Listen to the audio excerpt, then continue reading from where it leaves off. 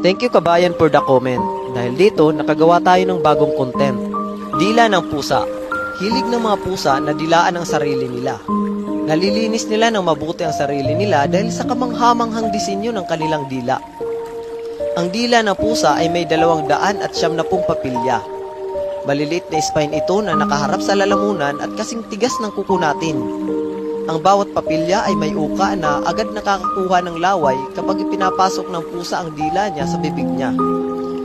Kapag dinidilaan ng pusa ang balahibo niya, nakakaabot ang papilya hanggang sa mismong balat niya at naglalabas ito ng laway. Ang dila ng pusa ay may kakayahang maglipat ng 48 ml ng laway sa balat niya at balahibo nito kada araw. May mga enzyme ang laway na ito na nag-aalis ng bakterya. Habang natutuyo ang laway, napapalamig naman ito ang katawan ng pusa. Mahalaga ito dahil hindi gaanong nagpapawis ang mga pusa.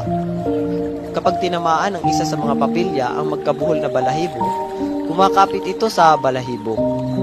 Parang nasusuklay nito ang balahibo kaya naayos ang pagkakabuhol.